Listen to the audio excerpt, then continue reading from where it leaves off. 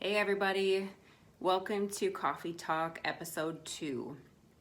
So I'm a little disheveled and kind of tired and run down. I just was out for my long run for today, and it's just that drains you. So like the whole rest of the day I'm pretty much useless and shot. So it seems like the perfect time to sit back and relax and have some coffee and talk a little bit. So today, the thing that is like lighting me up, I'm reading this book, and I just read something, and it's like my brain is on fire after reading this, because this is not something I ever really gave much thought to before, because it just seemed to me like some kind of an overused term and an overused diagnosis.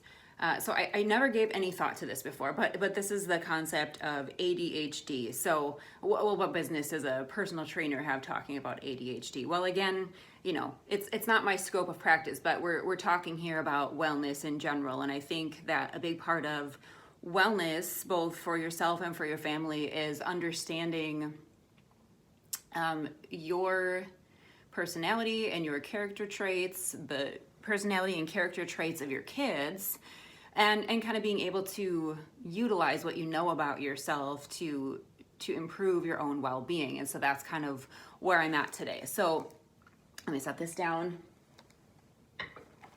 So this book that I'm reading is called Elastic. It's fascinating, but it's addressing the idea of elastic thinking. So he talks in here about how we have basically kind of 3 different categories of thinking, and there's probably more than that, but to put it at a base level, we're talking about scripted thinking, just responses that we have that are basically just stuff that we do without thinking, automated responses. It's brushing our teeth, it's going to bed at night, it's stuff like that. Then we have analytical thinking, which is, as he describes it, very top down. This is kind of like thinking rules and order and organization, if-then type statements. And then what he talks about in here is elastic thinking, and he's talking about how this can be maybe the most beneficial type of thinking, and potentially from a survival standpoint help people to fare better in the world. But there was an interesting section in here where he talks specifically about ADHD, and I honestly just thought, I'm just gonna skim this. This doesn't really relate to me. I don't, this doesn't register. So I, again, never really given any thought to what this actually is, but I want to read to you just this like little excerpt from this book. All right, so they're talking here about ADHD and gifted kids, okay? So how the two actually had like a surprisingly large amount of overlap in that, meaning that a lot of kids who were dubbed gifted also kind of tested as having ADHD, and a lot of kids with ADHD also kind of tested as being gifted. So let's see.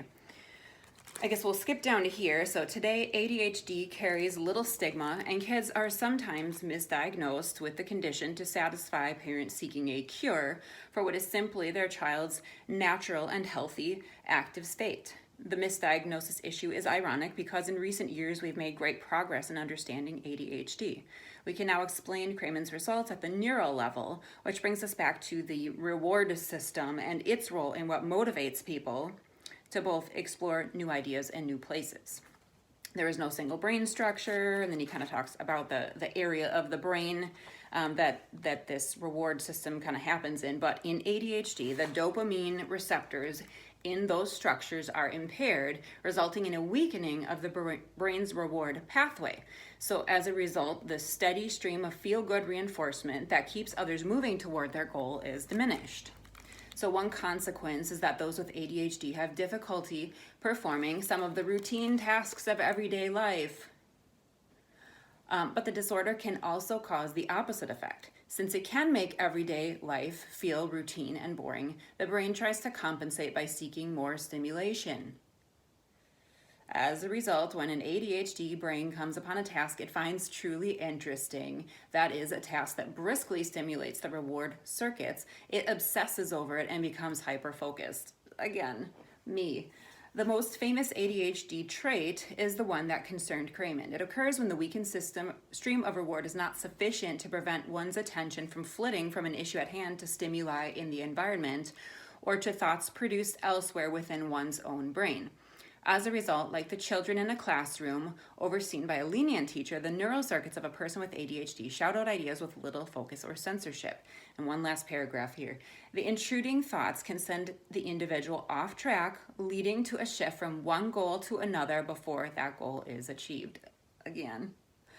But the stray thoughts sometimes prove relevant. When they are, they can produce unusual but constructive connections and associations that would have been thought of by normal people, making individuals with ADHD better at skills like idea generation and divergent thinking.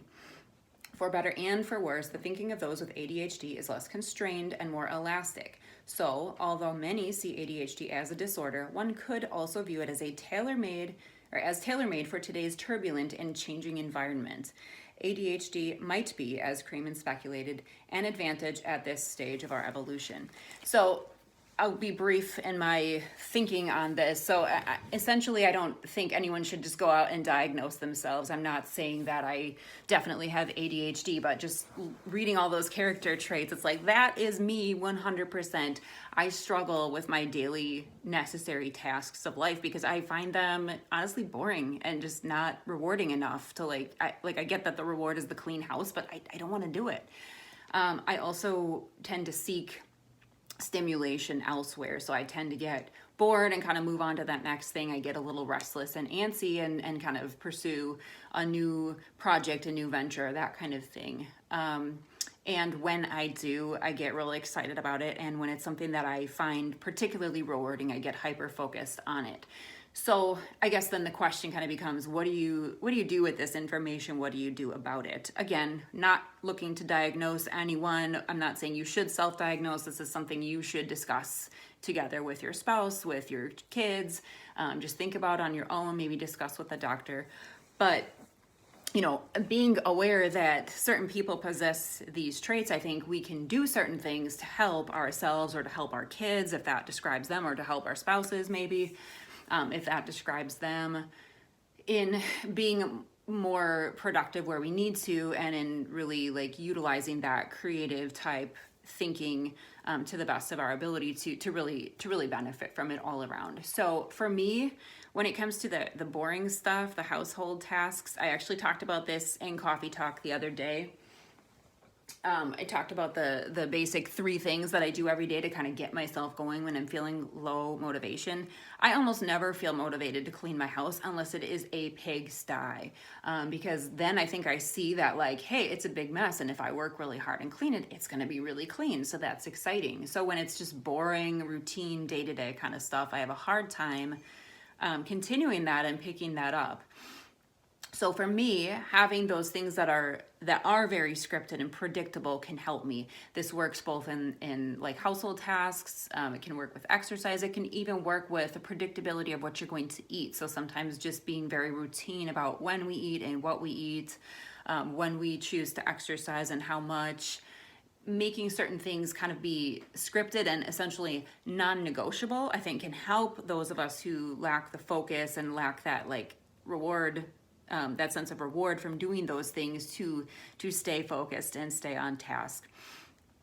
The other thing that I think is kind of important is, what do you do with, when you get excited about something and you get into a project or find something new, all right? So I have this capacity to sit down and read a book, from cover to cover, in a day. And I can't do that because I have a family and a household to take care of.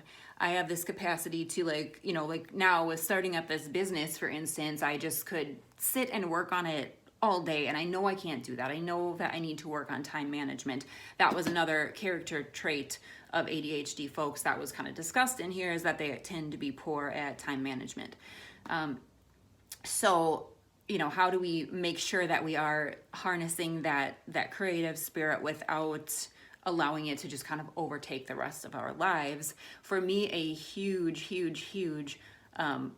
part of this and developing that time management skill, and I'm far from having this developed, but I've gotten better at it over the years, is basically like setting timers for myself. So instead of just sitting down and reading without any stopping point in mind, I will say I'm going to do this for half an hour, or I'm going to work on my website for half an hour, or that kind of thing. So those are just a couple ideas. If that's you, if that describes you, if it describes your kid, if it describes your spouse, having those predictable things, and having those limits on how long we allow ourselves to kind of just creatively flow like that, I think can be huge in making sure that that we don't let these things overtake our lives, and that we don't become big, giant, disorganized messes. So that's my thought for today. I'm curious if you feel that you kind of fit those categories, those character traits. Maybe comment below, tell me if it's you or your spouse or your kids, and what do you do about that? How do you help yourself? How do you stay focused and organized and not get hyper focused on the things that excite you? Comment below, and don't forget to like,